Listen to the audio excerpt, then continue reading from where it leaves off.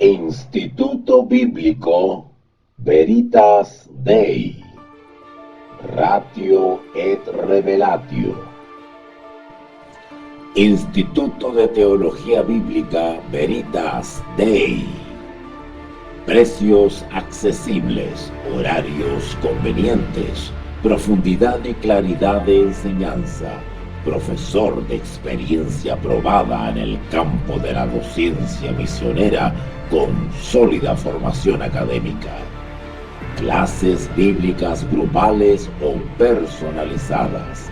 Curso de formación cristiana para pastores y congregaciones. Seminarios y conferencias magistrales. Asesoría y orientación. Clases presenciales o telemáticas.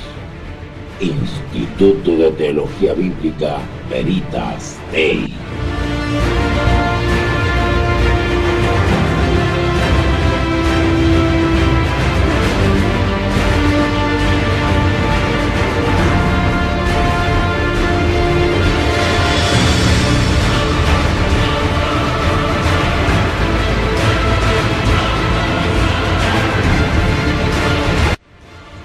Instituto de Teología Bíblica Veritas Dei. Clases bíblicas grupales o personalizadas. Curso de formación cristiana para pastores y congregaciones. Seminarios y conferencias magistrales. Asesoría y orientación. Clases presenciales o telemáticas. Instituto Bíblico Veritas Dei, Ratio et Revelatio.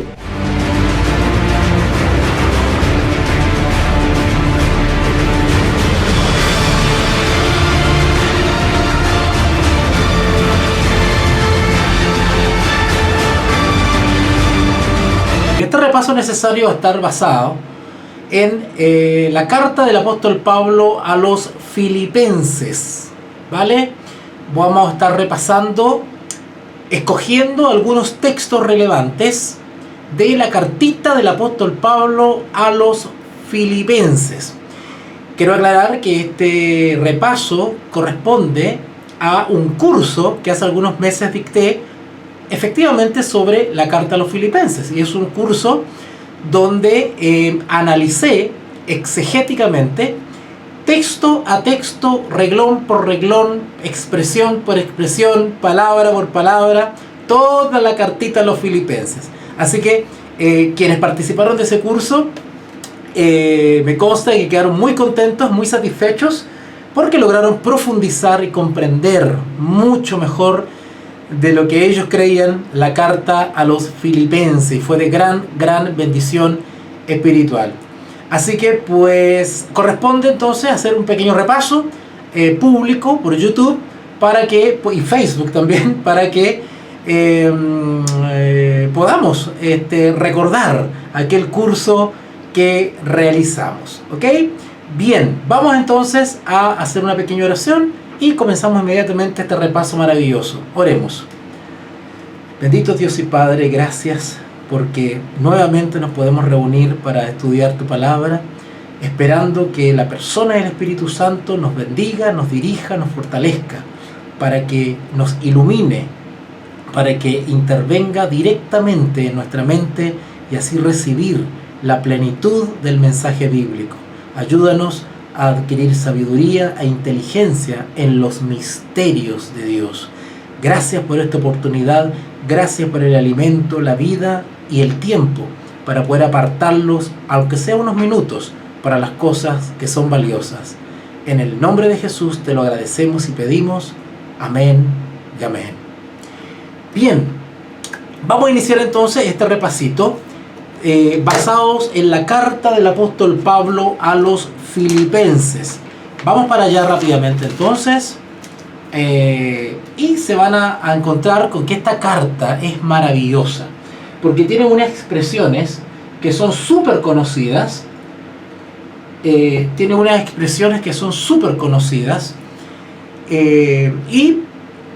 Lamentablemente no se entienden bien. Por ejemplo, cuando Pablo dice para mí vivir es Cristo, ¿qué significa eso?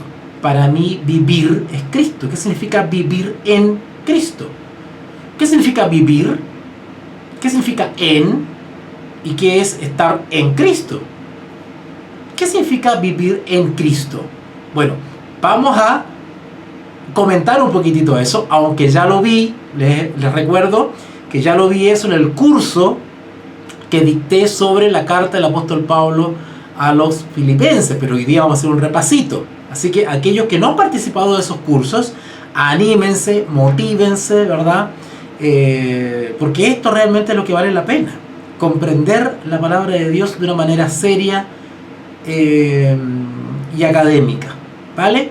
Bien, entonces vamos a esta cartita a los filipenses. Vamos a esta cartita a los filipenses. Voy a enviar, eso sí, el link de la transmisión, como olvidé, voy a enviárselo a unos amigos a ver si quieren entrar, ¿verdad? Mientras tanto, ustedes vayan a la cartita del apóstol Pablo a los filipenses. Vayan para allá y se van a encontrar, ¿no es cierto?, con el capítulo 1. El capítulo 1, ¿ok? Bien. Capítulo 1 entonces de la carta del apóstol Pablo a los filipenses. Ahí, como siempre, Pablo saludando, la salutación no lo vamos a leer. Yo les recomiendo que aquellos que quieren escuchar los otros repasos vayan a la serie de videos de repaso necesario. Hay una lista de reproducciones en el canal y van a encontrar ahí un repaso necesario y van a encontrar los otros repasos que he hecho. Y una característica de la carta de Pablo, de nuestro hermano Pablo, es que él siempre tan amable, tan caballero, tan gentil, ¿verdad? Pablo, siervo de Jesucristo. Pablo, apóstol de Jesucristo, ¿verdad? Pero también cuando él está acompañadito, y así lo estima necesario, él no se arroga la presentación solito, sino que él también incluye a sus colaboradores. De hecho, en muchas cartas, cuando ya está terminando la carta, acostumbra a dar saludos, ¿cierto? Él acostumbra a despedirse, a enviar un consejillo, a Epafrodita, ¿verdad? A Cíntico, a Onésimo, a Juan Marcos, a Silas, a Bernabé. Pablo siempre se está acordando de sus colaboradores. Solo que la peculiaridad de la carta a los filipenses es que nombra, ya en el primer versículo, nombra a uno de sus principales colaboradores, Timoteo. ¿Y por qué digo principales? Bueno, porque justamente Pablo dedicó cartas a Timoteo. De hecho, también tengo un curso donde estudio, ahí hay un diploma en teología aplicada, donde estudiamos las cartas pastorales que se llaman. Y por ahí está incluido las 2 cartitas de Pablo a Timoteo, unas cartas hermosas. Ese diploma en teología aplicada tiene una duración de 2 a 3 meses, ¿vale? No recuerdo ahora exactamente, pero 2 a 3 meses. Y estudiamos en detalle las cartas pastorales de Pablo, texto a texto, versículo por versículo, vamos estudiando. Al final, el estudiante queda pero súper informado respecto a qué significan estas cartitas del apóstol. Bien, Filipenses capítulo 1, versículo 1. Pablo y Timoteo, siervos de Jesucristo. Bueno, está de más explicar la palabra siervo, ya estoy cansado de explicarlo, pero lo voy a volver a repetir por si hay alguien que no lo ha escuchado. Cuando Pablo se identifica, se denomina, se califica como siervo, eso tiene una implicancia más profunda que solamente decir esclavo.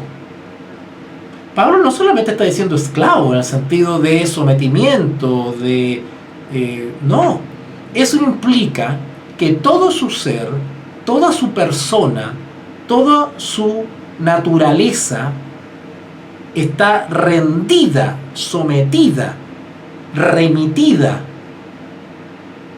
a la voluntad de Cristo. Es decir, él ya no es independiente del punto de vista espiritual. todo lo que piensa, todo lo que hace, todo lo que no hace, todo lo que siente, todo está sometido a la voluntad de Dios. Él todo lo consulta, todo lo espera, todo lo soporta. ¿Vale? Ser siervo implica decidir voluntariamente negar negar mis propios deseos, mis propias inclinaciones, mis propias pasiones, negarme a mí mismo, decidir crucificar o hacer morir mis propios deseos cuando estos no están en armonía con los deseos de Cristo. Es decir, puedo tener deseos y pensamientos y realizar acciones por mí mismo, claro, siempre y cuando estén en armonía con lo que Cristo piensa, hizo u ordena. Todo lo que no esté en armonía con el Evangelio de Jesucristo debe ser abandonado, debe ser crucificado y debe ser negado. De ahí el hacer morir el yo, que se llama, ¿verdad? ¿Han escuchado ustedes el famoso yo? Hacer morir el yo. Bueno, eso quiere decir con no dar rienda suelta a lo que a mí se me ocurre, lo que yo quiero, lo que yo deseo, cuando eso no está en armonía con lo que el Señor Jesús ha enseñado. ¿Vale?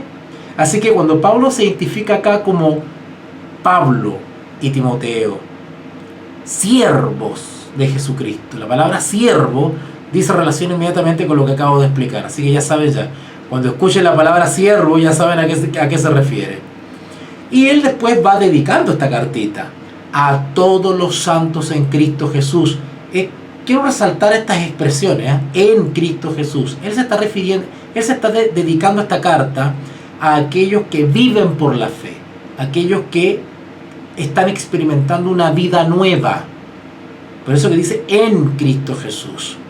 Cuando alguien dice estoy en Cristo, la expresión en Cristo dice relación con alguien que vive diariamente, cotidianamente, confiando en los méritos de Cristo, en la gracia de Cristo, mirando por la fe el propósito de su muerte, el objeto de la cruz.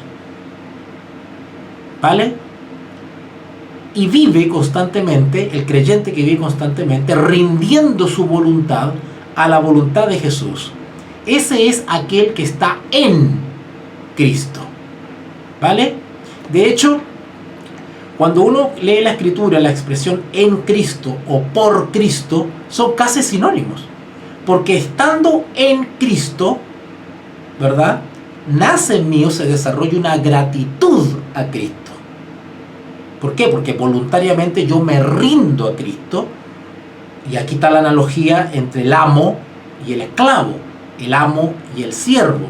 El siervo ya no hace lo que él quiere, sino lo que ordena su amo,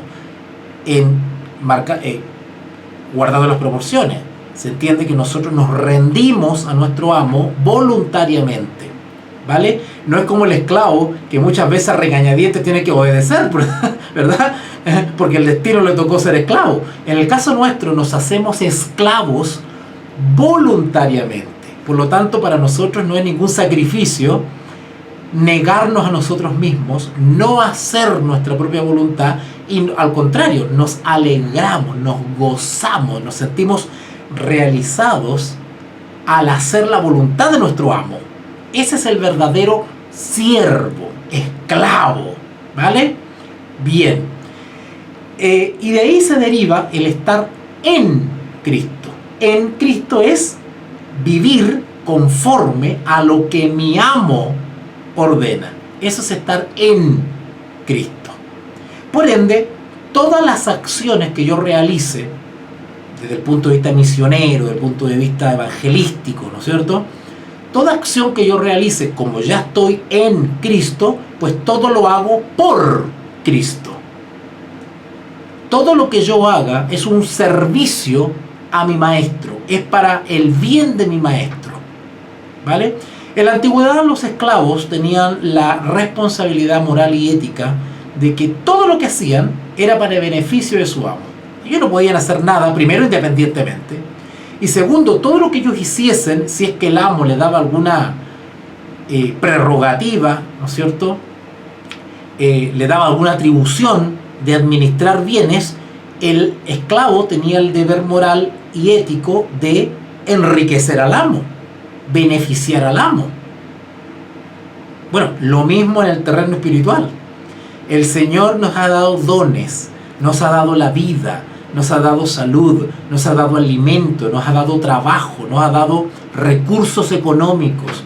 Todo eso es dado por Dios y nosotros somos administradores de eso, de la salud, del trabajo, de los recursos, de los hijos, de los bienes materiales. Somos administradores, nada es mío, porque yo soy esclavo y el esclavo no es dueño de nada.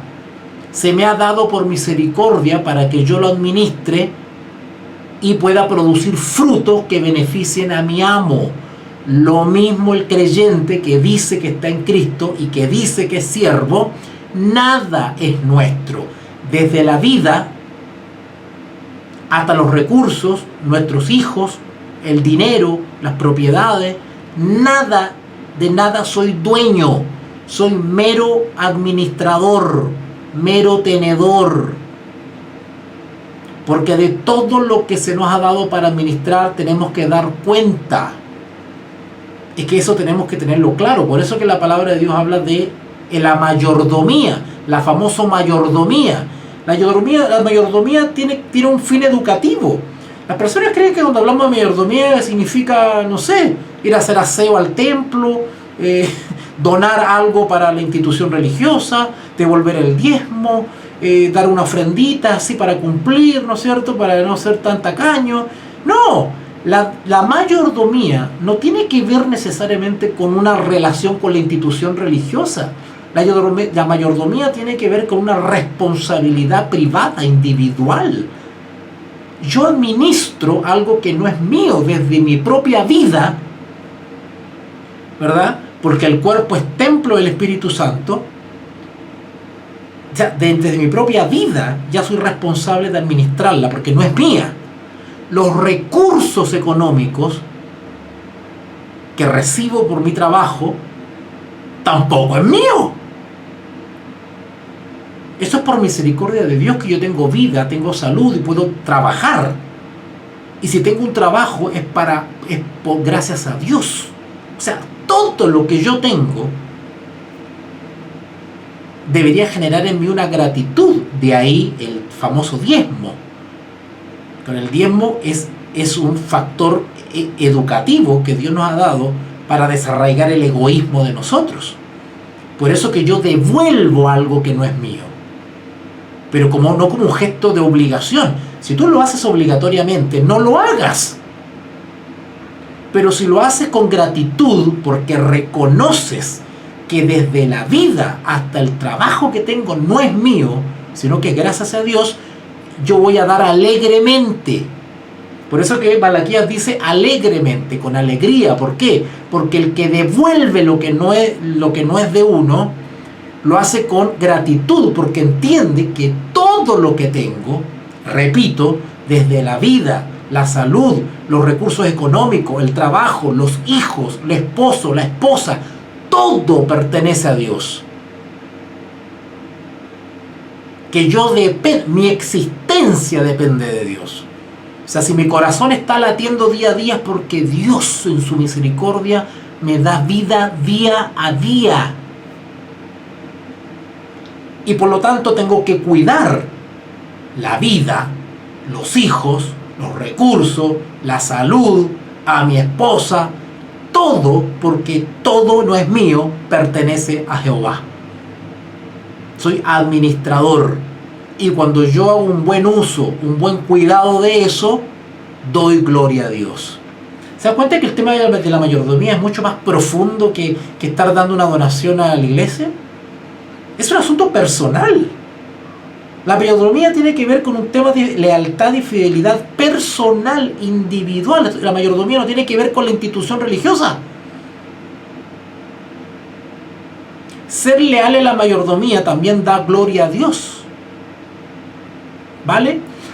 Bueno, pero me fui para otro lado.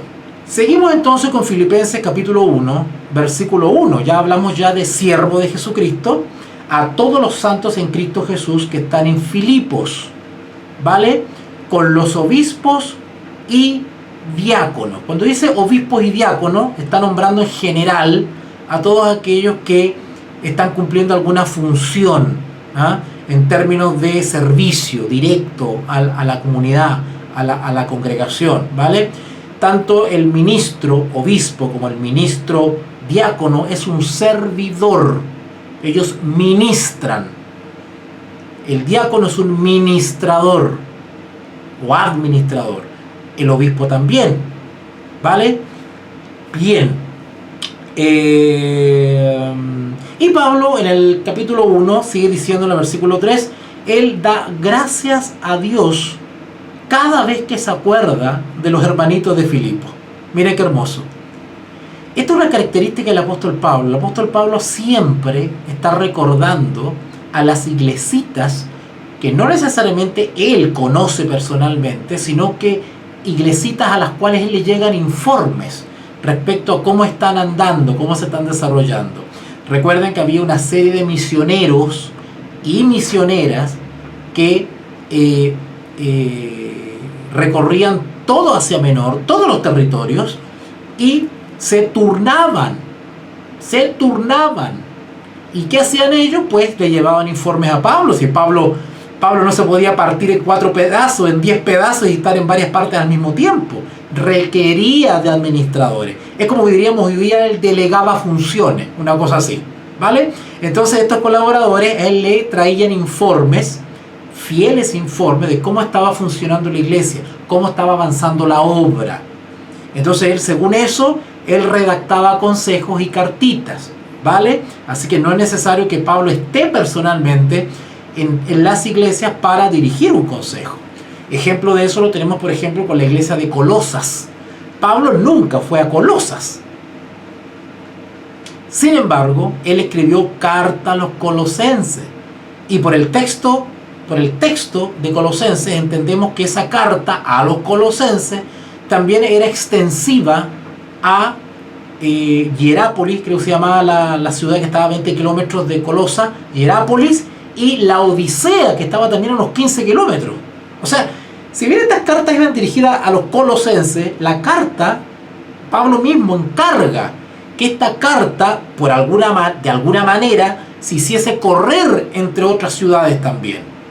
No tenemos detalle o testimonio bíblico contundente respecto a eso, pero sabemos que esas cartas corrían por todos lados, ya sea por copias o porque el mismo mensajero llevaba la misma carta a otro lugar, no sé, pero esas cartas corrían por orden de Pablo, ¿ok? Bien, Pablo nos da un consejo maravilloso y, como siempre digo, que es una arista del mensaje del evangelio que se ha abandonado hoy en día y somos llamados a reivindicar, tanto como profesores, como maestros bíblicos, como pastores, como líderes. Tenemos la obligación moral, ética y religiosa de vindicar el mensaje bíblico cada cierto tiempo, porque la iglesia tiene la tendencia a abandonar cierto aspecto del evangelio, o para ser más específico, cierto aspecto de la justificación por la fe. ¿A qué me refiero? A la santificación, a la perfección cristiana, a la perfección del carácter, que es la experiencia, es una experiencia que se realiza en el caminar, en el andar del creyente, ¿vale? De ahí el texto de Romanos cuando dice el justo o el justificado vivirá por la fe. Cuando dice vivirá, ese es un aspecto de la justificación que tiene que ver con la vida diaria, con el testimonio personal, y hemos sido llamados a que ese testimonio personal se perfeccione, ¿vale? Bien, dice el versículo 3, vamos al 3 entonces, Filipenses 1:3, doy gracias a mi Dios siempre que me acuerdo de vosotros, siempre en todas mis oraciones rogando con gozo por todos vosotros, por vuestra comunión en el Evangelio, desde el primer día hasta ahora. ¿No? ¿Se dan cuenta que es una trayectoria? Noten la expresión. Desde el versículo 5. Desde el primer día, es decir, desde que aceptaron al Señor Jesús, tanto individualmente como comunidad, desde el primer día hasta ahora, hay un trayecto.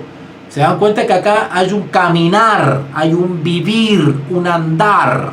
De ahí es el justo vivirá por la fe. Pablo está haciendo énfasis en términos prácticos a la experiencia. A la experiencia. ¿Vale? Yo me atrevería a decir, sin temor a equivocarme, yo me atrevería a decir que si bien la justificación por la fe es una experiencia amplia y completa, el énfasis del Evangelio está en el caminar, en el vivir. No tanto en el aspecto inicial de aceptar al Señor Jesús como Señor y Salvador, sino el andar, ¿qué sigue después? Todas las cartas de Pablo ponen énfasis en eso. Qué paradoja, ¿no? Porque es lo que menos se predica hoy día y de lo que menos se practica hoy día y lo que menos se enseña hoy día. Bien, el versículo 6 dice, estando persuadidos o convencidos de esto, que el que comenzó, otra vez esta expresión de inicio, como dando el puntapié inicial a un recorrido que viene, estando persuadidos de esto, que el que comenzó en vosotros la buena obra, la perfeccionará. Futuro, la perfeccionará. Y no solamente que vivirás como creyente, no, vivirás perfeccionándote. Otro aspecto de la justificación por la fe abandonado por la iglesia hoy en día. ¿Qué implica esto de perfeccionándose? Perfeccionará hasta el día de Jesucristo. ¿Va? La expresión ahí perfeccionará implica victoria sobre el pecado. Victoria sobre la tentación. Vámonos más atrás, porque el pecado es la consumación de la tentación. Hay que, por la fe en Cristo, obtener la victoria sobre la tentación, es decir, no ceder a la tentación, no consumar el pecado. Ese proceso, esa lucha, esa batalla, esa guerra espiritual produce una perfección. Y nosotros decidimos si ganamos esa lucha o perdemos esa lucha. Si ganamos esa lucha diariamente, estamos en la senda de la perfección. ¿Ok? Sigo con el 6 entonces. Estando persuadido de esto, que el que comenzó en vosotros la buena obra la perfeccionará hasta el día de Jesucristo. ¿Por qué dice hasta el día de Jesucristo? Bueno, porque se entiende que de aquí hasta que venga el Señor Jesús, nosotros habremos perfeccionado nuestro carácter. Por lo tanto, el día de Jesucristo, la parusía o la segunda venida de Cristo, en gloria y majestad visible, literal, física, cuando Él aparezca en la nube de los cielos, se cumplirá la profecía de Tesalonicenses, donde dice que Él transformará.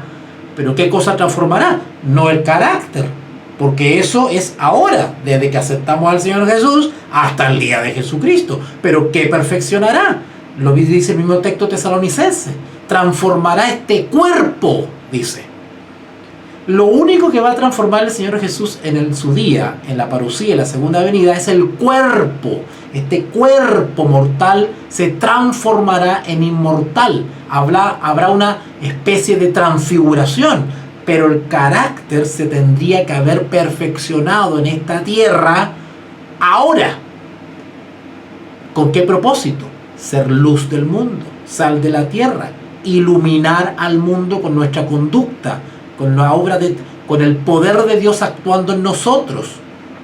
El objeto de la perfección del carácter tiene un propósito evangelístico, porque el mundo es testigo acá en la tierra de lo que la gracia de Cristo ha hecho por mí. Ese es el objetivo de la transformación o la santificación o la perfección del carácter. De ahí el falso evangelio que dice que no se puede dejar de pecar, que no podemos ser perfectos. Y que cuando Cristo venga, ahí Él nos va a hacer santos. Eso es un mensaje falso. Ese mensaje no es bíblico. El que habla así de esa manera, está predicando otro evangelio. No que haya otro, sino que hay algunos que perturban la fe en Cristo. Tuercen las escrituras para su propia perdición. Porque el que cree así no está perfeccionando su carácter. Y cuando llegue el día de Jesucristo, será demasiado tarde. Vendrá el anfitrión de la fiesta de bodas, ¿verdad? De la fiesta, y dirá, bueno, ¿quién está adecuadamente vestido para el reino de los cielos? Cuando vea que a uno no tiene las ropas adecuadas, para afuera, allá, a las tinieblas. ¿Ok? Bien. Ahí mismo en el capítulo 1 de Filipenses tenemos el versículo 12, Filipenses 1:12. Y hay un título hermoso, muy lindo, que dice, para mí el vivir es Cristo. ¿Qué quiere decir esto? Para mí el vivir es Cristo. Qué hermoso, ¿verdad? Vamos a leer algunos textos y vamos a comentarlos. Dice así el versículo 12, Filipenses 1:12. Quiero que sepáis, hermanos, que las cosas que me han sucedido han resultado más en bien para el progreso del Evangelio, de tal manera que mis prisiones se han hecho patentes, evidentes, conocidas, hoy diríamos virales, en Cristo, en todo el pretorio. Bueno, el pretorio es un territorio que está dominado por un pretor, que es una autoridad romana designada por el emperador, y todos los demás. Y la mayoría de los hermanos, cobrando ánimo en el Señor con mis prisiones, al enterarse de lo que está padeciendo Pablo, se atreven, o sea, sirve de testimonio. Y eso lo sabemos por la historia. Si alguno de ustedes ha tenido el privilegio de leer el libro de John Fox, ¿vale? Búsquenlo, cualquier librería cristiana lo van a encontrar. John Fox, se llama El libro de los mártires, donde John Fox hace un recuento de testimonios históricos de mártires por Jesús desde el siglo I hasta el XIX. Y es un libro muy inspirador. Ese libro de John Fox inspiró a los puritanos cuando estaban siendo perseguidos en Inglaterra, ¿vale? Que es, digamos, la tierra donde los puritanos se desarrollaron, ¿vale? El libro de John Fox inspiró a muchos creyentes de Europa cuando estaban siendo perseguidos por el poder papal. Así que, ojo con ese libro que es maravilloso. Así que yo les recomiendo que den una leída, un repaso a Filipenses 1:12 en adelante, porque es hermoso. Realmente, Pablo habla de algunos envidiosos, de algunos malintencionados que predican, hablan de Cristo y no lo hacen realmente con un corazón santificado o con el verdadero espíritu de servicio. Sin embargo, Pablo es práctico, es estratégico. Dice, bueno, hay algunos que lo hacen con mala intención, con egoísmo, pero de todas maneras el nombre de Cristo es difundido, que era lo que en última instancia le interesaba a Pablo, ¿vale? Avanzamos al capítulo 2 de Filipenses, ¿no es cierto? Y está el título maravilloso ese. Este es uno de los capítulos que se resume el Evangelio. O sea, en estos textos Pablo resume o condensa el misterio de la piedad. Si te fijan en el título de Filipenses capítulo 2, dice humillación y exaltación de Cristo. Y lo que viene después es efectivamente eso. Él describe de una manera impresionante el misterio de la piedad. Él lo que hace acá es aludir a la naturaleza de Dios, a su encarnación, a ese misterio. Leamos un poquitito, solamente una leída, ¿vale? Filipenses 2:1. Por tanto, si hay alguna consolación en Cristo, si algún consuelo de amor, noten la palabra sí, cómo se repite. Vamos otra vez. Filipenses 2:1. Por tanto, si hay alguna consolación en Cristo, si algún consuelo de amor, si alguna comunión del Espíritu, si algún efecto entrañable, si alguna misericordia, si algo de eso hay, completad mi gozo, dice Pablo, sintiendo lo mismo, teniendo el mismo amor, unánime, sintiendo una misma cosa. Nada hagáis por contienda o por vanagloria. Pablo está haciendo alusión a las intenciones del corazón. Todo lo que haga, pues, es que esto es la base de la mayordomía.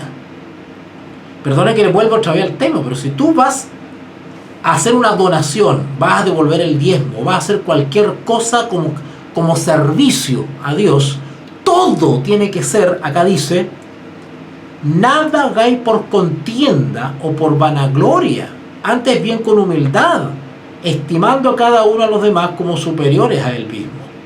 Eso es lo que tiene valor a la obra. Lo que le da valor a la obra, al acto, a la acción, es el motivo. Eso le da valor. Si no, la obra o la acción piadosa es muerta, no sirve. Y te estás engañando a ti mismo. ¿Vale? Nada hagáis por contienda o por vanagloria, antes bien con humildad, estimando a cada uno a los demás como superiores a él mismo, no mirando cada uno lo suyo propio, sino cada cual también por lo de los otros. Ahora, ojo, yo quiero aclarar algo acá. No es que no podamos tener una reacción contra alguien que nos está perjudicando. Claro, sí. Tenemos evidencia clara que alguien definitivamente nos está perjudicando y está buscando nuestro mal. Bueno, tenemos la opción de alejarnos o de evitarla. Pero en primera instancia, mi actitud debe ser esa. La de total cooperación, colaboración, ayuda, disposición de todo corazón. ¿Vale? Y luego refuerza estos consejos llevándonos al ejemplo de Jesús. Escuchen. Haya pues, Filipenses 2:5, haya pues en vosotros este sentir que hubo también en Cristo Jesús. Imitemos al referente.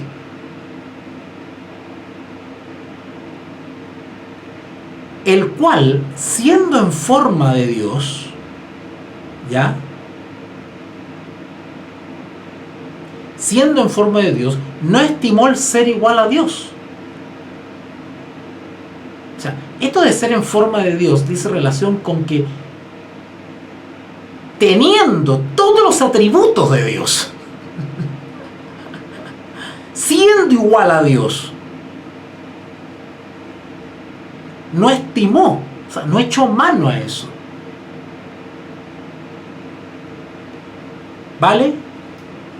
No estimó el ser igual a Dios como cosa que aferrarse, sino que se despojó a sí mismo voluntariamente, tomando forma de siervo, bajando a nuestra condición, hecho semejante a los hombres, y estando en la condición de hombre, se humilló a sí mismo, haciéndose obediente hasta la muerte. Cuando dice acá haciéndose obediente, la palabra obediencia hasta la muerte dice relación con lealtad, siendo leal, fiel hasta la muerte. Y muerte de cruz, crucifixión. ¿Por qué dice muerte de cruz? Podría haber dicho muerte. ¿Para qué cruz? Bueno, el mencionar la cruz tiene una connotación histórica, cultural incluso, judicial incluso. Porque al decir cruz, Pablo está haciendo referencia a una forma de morir que era considerada en ese entonces la más cruel, la más humillante, la más degradante. Por eso dice muerte de cruz. Es para que tengamos una noción real de lo que significó el acto de morir. Que no murió de cualquier manera, murió de una manera humillante, degradante. ¿Vale? Bien. Vamos avanzando entonces al capítulo 3. Vamos al capítulo 3 y Pablo nos anima con su propio testimonio, con su propia experiencia. El título del capítulo 3, Filipenses 3, es Prosigo el blanco. Qué maravilloso, ¿verdad? Prosigo el blanco. Por lo demás, hermanos, Filipenses 3:1, por lo demás, hermanos, gozaos en el Señor. A mí no me es molesto el escribiros las mismas cosas, y para vosotros es seguro. Guardaos de los perros, guardaos de los malos obreros. ¿Cómo les llaman los malos obreros?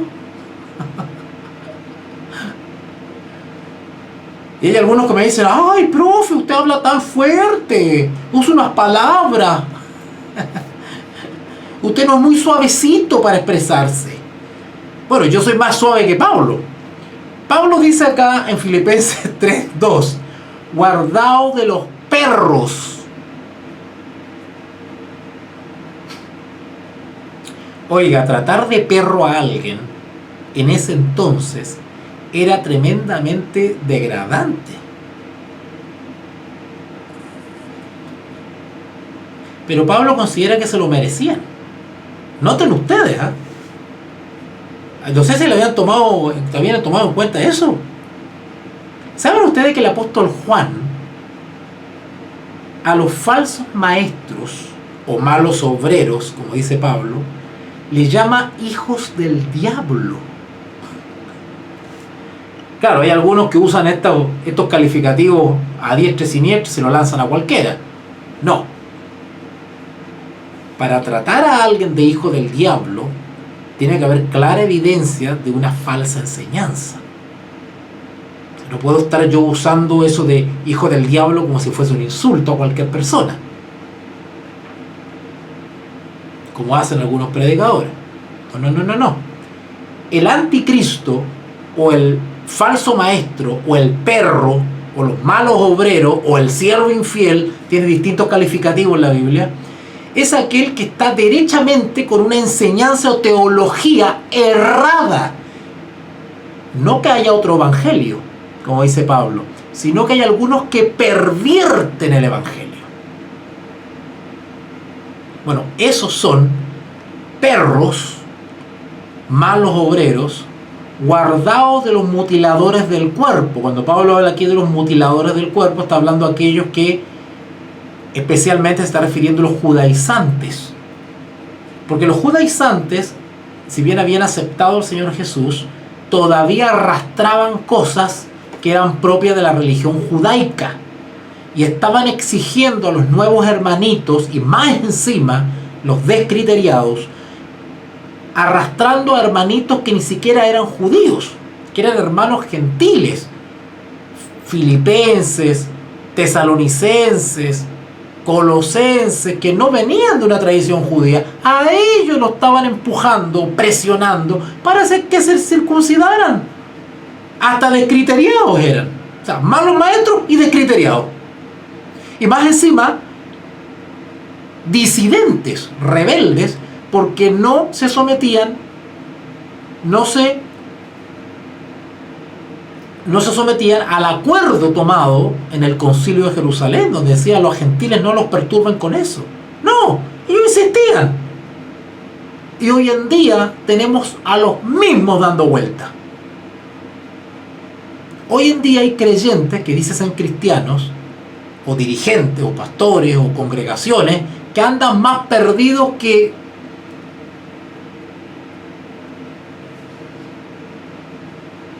y que volvamos a las raíces hebreas, y que no sé qué, que Yeshua, y que Elohim, y que aquí, y se andan disfrazando de rabinos judíos, andan perdidos en el espacio.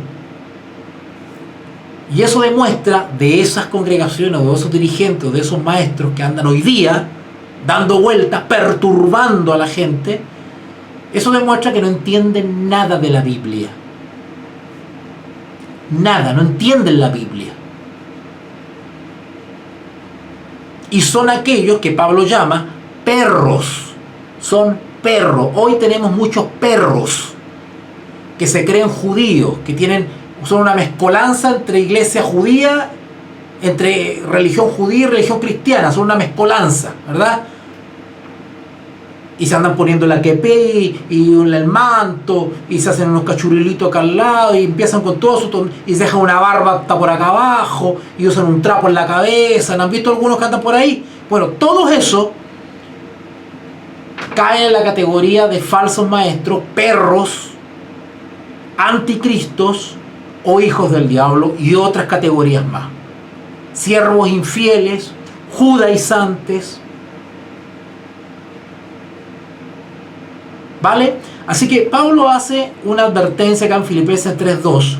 Guardaos de los perros, guardaos de los malos obreros, guardaos de los mutiladores del cuerpo. Acá está hablando de los judaizantes, ya lo expliqué.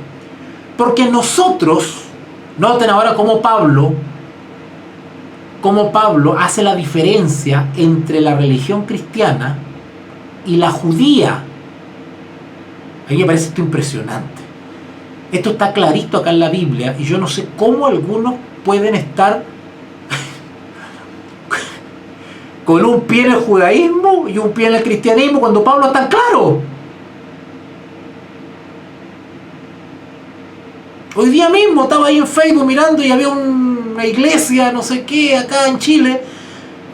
Volvamos a las raíces hebreas. Y ahí voy viendo la foto y ahí está el pastor disfrazado de rabino judío. Un circo, un ignorante. Acá dice acá, porque nosotros somos la circuncisión. Claro, porque Pablo es judío. O sea, si hay alguien, oiga, si hoy día 2024 hay alguien que podría ponerse la kipí y dejarse los cachirulos y disfrazarse de rabino judío, bueno, lo acepto. Pero de un judío, de nacionalidad judía, nacido en Israel, de papá y mamá judío, criado en la religión judía, lo acepto. Porque se entiende, pertenece a la religión judía, no a la religión cristiana. Así que Pablo con toda autoridad puede decir, porque nosotros somos la circuncisión. Claro, porque él es hebreo, circuncidado al 8º día. Él venía de la tradición teológica judía. Así que él puede hacer toda la ceremonia judía que se le dé la gana porque él es judío. Pero ¿qué pasó en Damasco? De Damasco en adelante, Pablo deja la religión judía. ¿O no han escuchado los testimonios que él da? Cuando le habla a los Efesios, porque ya habéis oído de mí en otro tiempo en el judaísmo,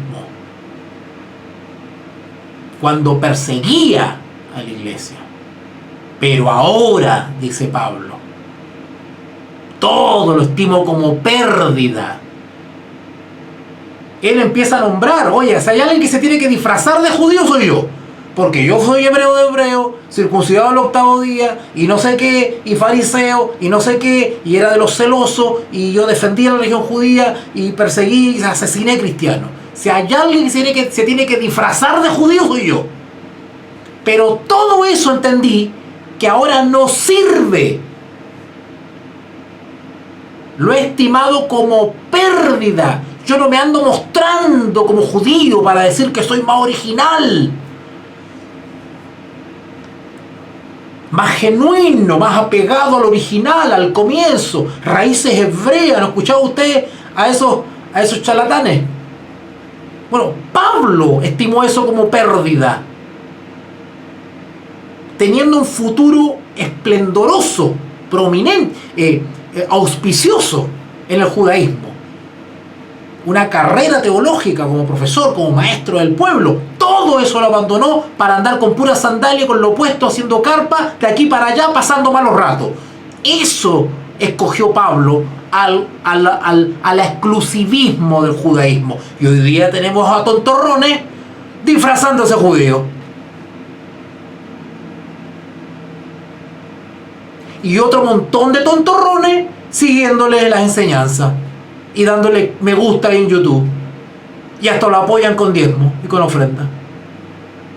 Y he visto a unos ridículos tocando el cuerno en las reuniones. ¿Qué quieren mostrar con eso? Que son más originales, que son más pegados a lo genuino, a las raíces. ¿Qué raíces? ¿Qué raíz hebrea me están hablando? ¿No dice la Escritura que es Cristo nuestra roca? Ese es el fundamento, la raíz. Si tú quieres volver a las raíces, tienes que ir a Cristo, porque Él es el fundamento, Él es la roca, Él es la piedra, el fundamento. Él es la roca. Ese es el fundamento. ¿De qué fundamento hebreo me estás hablando? El fundamento es la justificación por la fe, no disfrazarse de judío e ir a las prácticas judaicas, ni estar hablando en hebreo como los tontos. Si quieres ir a las raíces, tienes que ir a la raíz del mensaje evangélico. ¿Cuál es ese? ¿Cuál es ese? La justificación por la fe.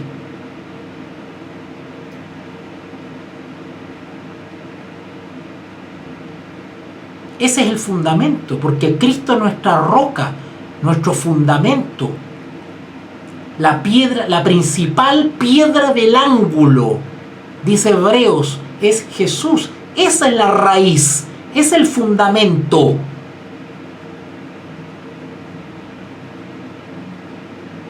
El fundamento no tiene que ver con estarme poniendo trapos en la cabeza, ni estar tocando cuernos en las congregaciones, o estarme disfrazando como judío. Para que vean ustedes la confusión, las tinieblas que hay en la iglesia. Ah, pero anda a enseñarle esto, porque no te invitan y te tratan mal, ¿no es cierto? Bien. Sí, por ahí va. Ya vamos a estudiar eso cuando entremos a... Bueno, en Romano lo vimos respecto a la injerencia de la religión en la política. ¿Vale? Bien. Bueno, ustedes pueden ya después avanzar un poquitito en Filipenses 3. Eso ya lo estudiamos en el curso que vimos sobre Carta a los Filipenses. ¿Vale? Vamos entonces al capítulo 4 y el último. Es tan lindo este capítulo. Yo lo único que voy a destacar en este capítulo 4, porque ya estoy en la hora, lo único que voy a destacar en este capítulo 4 son dos cositas. Dos cositas. Lo primero es de que la Escritura está llena de menciones a las damas. Aprovechando que hace poco se celebró el Día de la Mujer, bueno, quiero destacar eso porque Pablo siempre, por eso que cuidado con las nuevas teologías, ¿verdad? Que la teología feminista, que la perspectiva de género y todo ese veneno que quieren introducir en la teología y que han introducido lamentablemente muchas escuelas de teología. Pablo constantemente está mencionando a mujeres, a damas que fueron fundamental en su labor misionera. Fundamental. Si fuese tan machista la Escritura, no se mencionaría a Priscila, solamente se diría Aquila. No, Priscila y Aquila, ambos. Pablo considera que es necesario mencionar a ambos, porque ambos tuvieron participación relevante en la obra evangelística y que fue crucial. ¿Vale? Dice acá en Filipenses 4:2: ruego a Evodia y a Síntique que sean de un mismo sentir en el Señor. Asimismo te ruego también a ti, compañero fiel, que ayudes a estas. ¿A quién? A Evodia y a Síntique. ¿Por qué Pablo menciona especialmente a estas chicas, estas hermanitas? ¿Por qué? Asimismo te ruego, Filipenses 4:3, también a ti, compañero fiel, te ruego que ayudes a estas que combatieron juntamente conmigo en el Evangelio. Esa palabra es fuertísima. No dice ayudaron, cooperaron, me acompañaron. Dice combatieron. Ay, Señor mío. Combatieron. Cuando usted estudia, hace un estudio general de las cartas de Pablo, y cuando él se refiere a combatir, cuando él empieza a usar ese vocabulario militar, la armadura de Dios, ¿cierto? La armadura, la espada, el escudo, milito, militante, guerra, batalla, no sé, cuando él utiliza ese vocabulario, está hablando de una experiencia de confrontación directa con el mal, ya sea en términos espirituales o en términos físicos.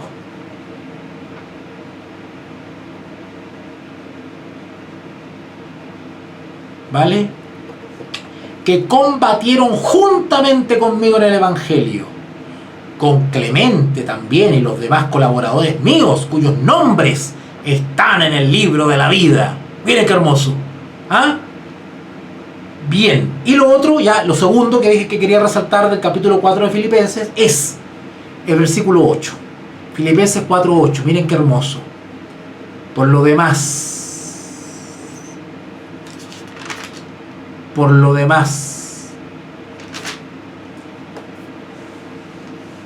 hermanos, todo lo que es verdadero, todo lo honesto, fruto del Espíritu Santo en la vida, todo lo justo, fruto del Espíritu Santo en la vida, todo lo puro, fruto del Espíritu Santo en la vida, todo lo amable, eso habla de una refinación del creyente. Si el creyente estuvo preso antes de ser cristiano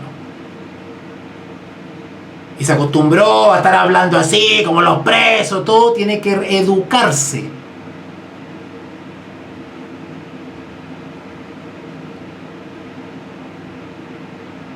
Tiene que superarse, porque está representando a Cristo. Tiene que superarse como se superó Pedro, que de ser un pescador, un simple pescador, arrebatado, dio tremendos discursos. Uno de los oradores más destacados del Nuevo Testamento. Vayan a leer en el Hechos de los Apóstoles el discurso de Pedro. O sea, ni el mejor teólogo lo hace ese discurso.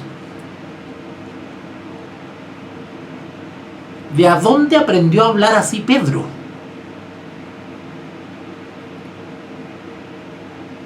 ¿De dónde aprendió a hablar así Pedro? ¿O tenemos testimonio de los papiros y los textos originales que Pedro hablaba con coa? ¿Que Pablo hablaba con vulgarismos? ¿Que Pedro hablaba como hablaban en la población o en la cárcel? Ellos eran apóstoles. Apóstoles significa representantes de Cristo. Ellos tenían que representar de la mejor manera al maestro. No podían andar con roterías, con ordinarieces, con vulgaridades. ¿Vale? Por lo demás, hermanos, todo lo que es verdadero, todo lo honesto, todo lo justo, todo lo puro, todo lo amable, todo lo que es de buen nombre, si hay virtud alguna, esa palabra virtud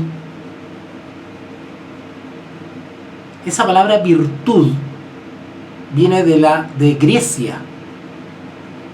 Viene de Grecia. Pablo la toma, la usa aquí, virtud, las virtudes cardinales. ¿Han escuchado ustedes en filosofía sobre las virtudes cardinales? El ser virtuoso. Eso viene de la filosofía griega. Para que vean ustedes lo culto que era Pablo. Si hay virtud alguna, claro, porque no que él era filósofo griego, él usaba lo que le servía para su retórica y su argumento. Él aprendía vocabulario. Si algo digno de alabanza o de ser admirado, en eso pensad. Acá está la clave contra el pecado, porque el pecado nace acá. Si alguno es tentado, dice Santiago, no diga que es tentado de parte de Dios, porque Dios no tienta a nadie ni puede ser tentado, sino que cada uno de su propia concupiscencia es seducido hasta que da a luz el pecado. Por eso que Pablo no solamente ataca la telaraña, ataca la araña, que es la que produce la telaraña. Hay que matar la araña. Hay que atacar el pensamiento. Acá dice, en esto pensad, porque acá está la raíz, acá está, ay, la raíz es hebrea, acá está la raíz, esta raíz tiene que ir primero, la raíz del pecado, acá está, esto hay que dominar, esto, ¿vale? Y bien, vamos a dejarlo hasta aquí, el 9, Filipenses 4:9, lo que aprendisteis y recibisteis y oísteis y visteis, ¡wow! Aprendisteis, proceso intelectivo, aprendizaje, educación. Recibisteis, tuve la disposición de escuchar, de ser receptivo al mensaje. Oísteis,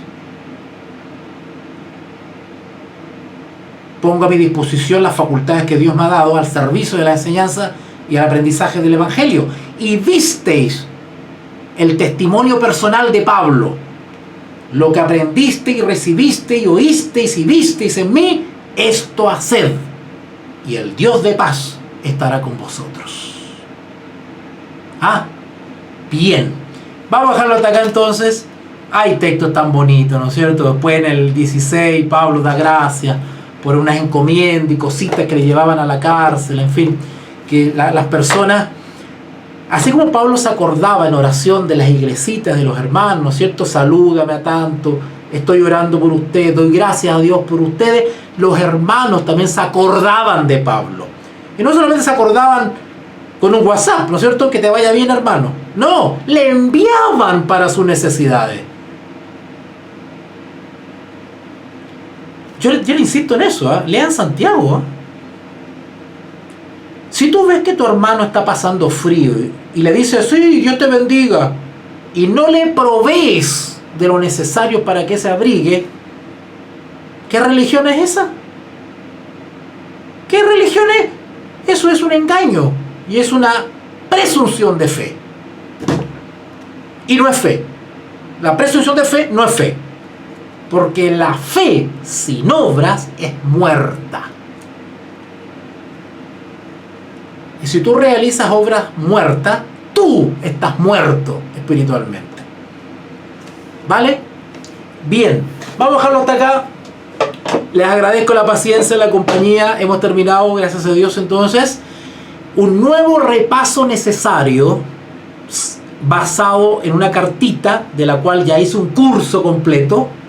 Así que si te animas y quieres participar de alguno de los cursos que tengo disponibles, puedes visitar la página web que ahí está corriendo, veritasdeijimdosai.com, o me escribes al WhatsApp directamente si te interesa algún curso. Ahí están disponibles la página web, vas a ver los afiches y los cursitos que están disponibles.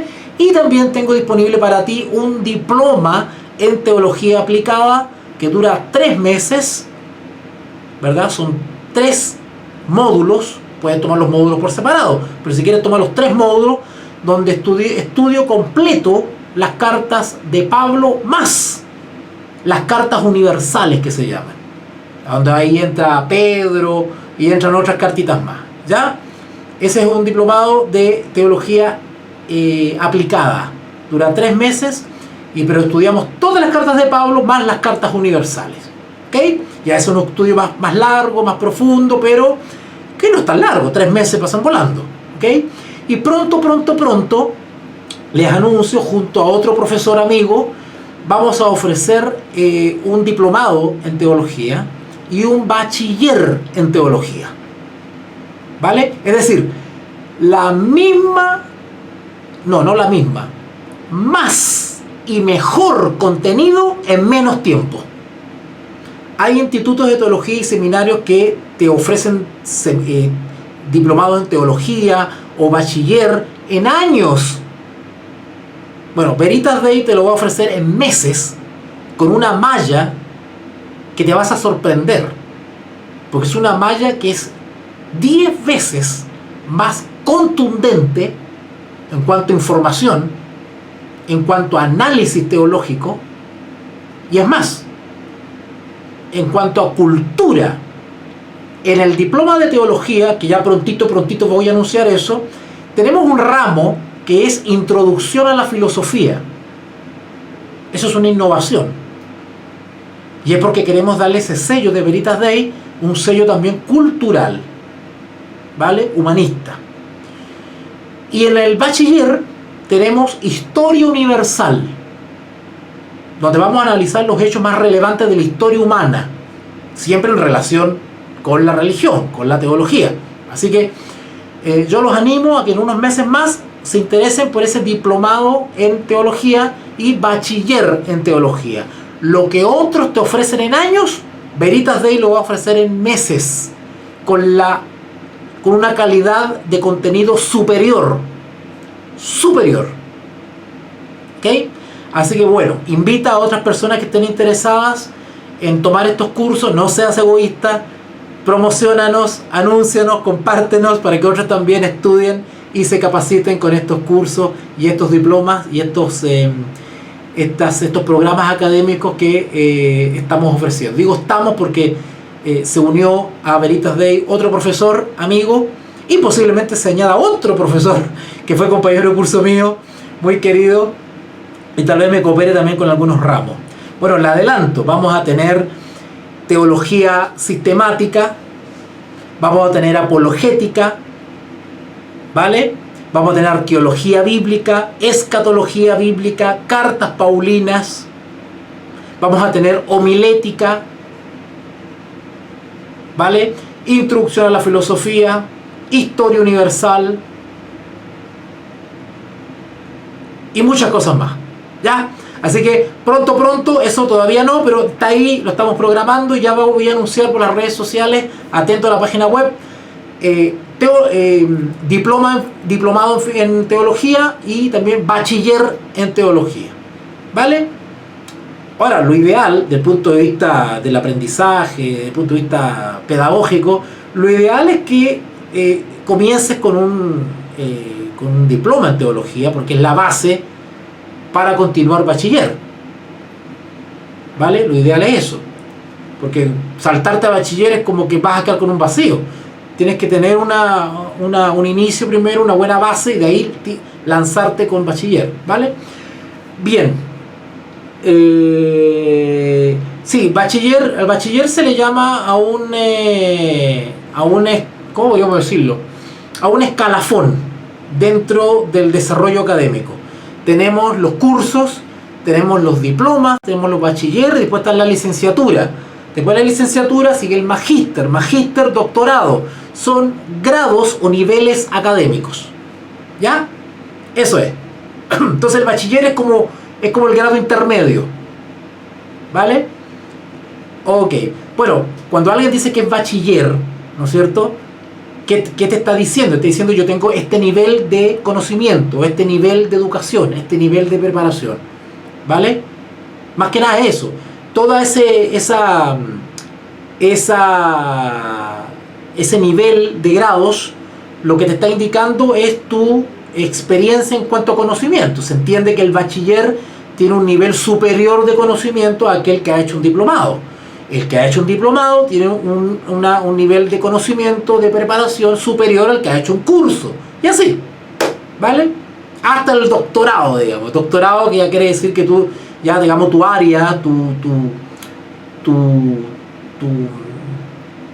la ciencia que tú has cultivado, ya eres maestro, tú ya lo dominas eso y qué sé yo, ¿vale? Has llegado al máximo nivel del punto de vista académico a lo que se puede llegar.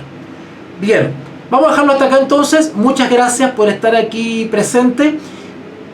Contáctenme por WhatsApp con toda confianza o Telegram, visite la página web, entérense de los cursos y los programas que estamos ofreciendo y me avisan y conversamos, ¿ya? Oremos. Instituto Bíblico Veritas Dei, Ratio et Revelatio. Instituto de Teología Bíblica Veritas Dei.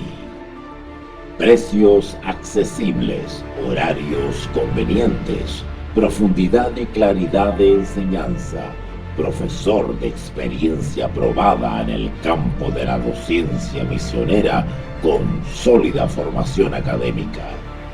Clases bíblicas grupales o personalizadas. Curso de formación cristiana para pastores y congregaciones. Seminarios y conferencias magistrales. Asesoría y orientación. Clases presenciales o telemáticas. Instituto de Teología Bíblica Veritas Dei.